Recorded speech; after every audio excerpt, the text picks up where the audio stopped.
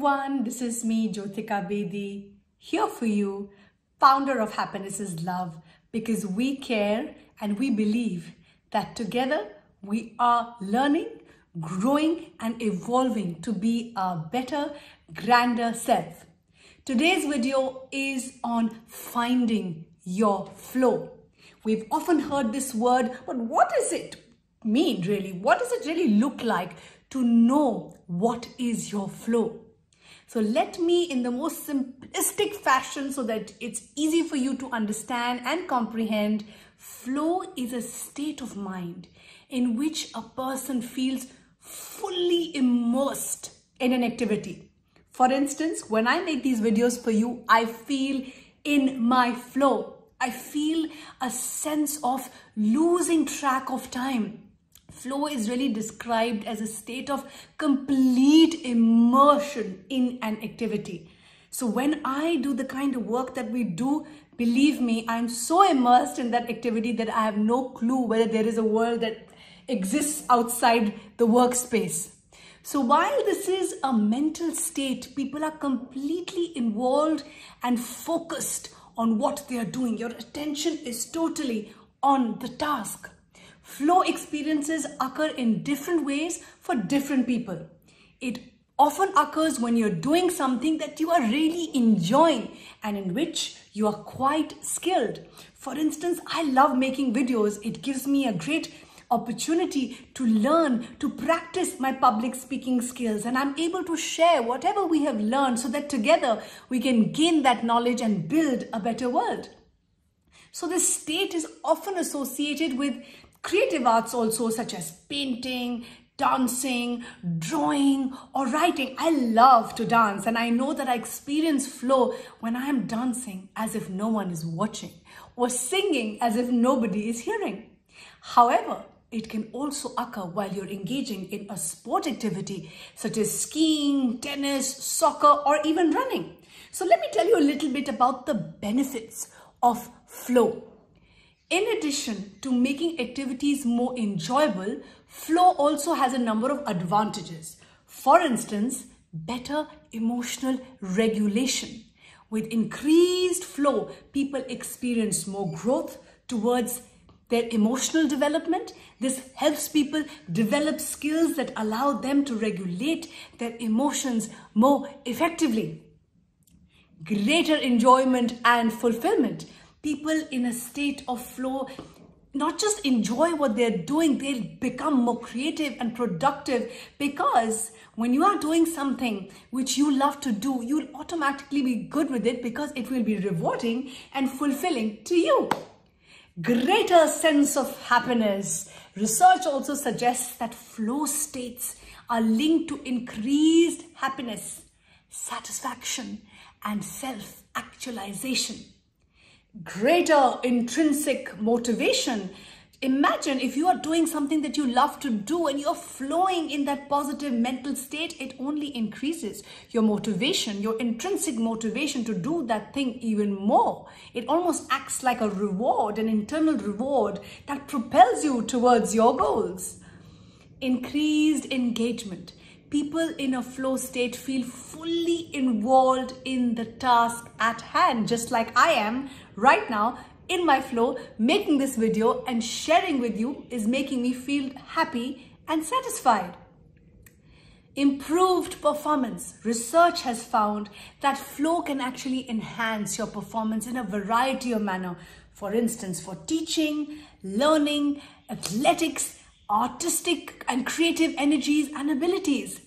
And it helps you in learning, skill development, because this act of achieving flow creates a sense of mastery, because you keep wanting, you do it, it keeps making you learn more, grow more, practice more. So it helps you overcome challenges and build information in order for you to be in that constant state of learning and more creativity.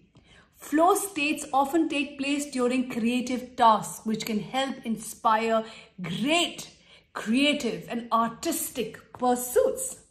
So what are the characteristics of flow? There are 10 factors that accompany the experience of flow. while many of these components may be present, it is not necessary to experience all of them for flow to occur. So what are these? Number one, the activity is intrinsically rewarding. Number two, there are clear goals that, while challenging that they are still realistic and attainable. Number three, there is complete focus on the activity itself. Next, people experience feelings of personal control over their situation and the outcome. 5, people have feelings of serenity and a loss of self-consciousness because you're so focused on the task at hand.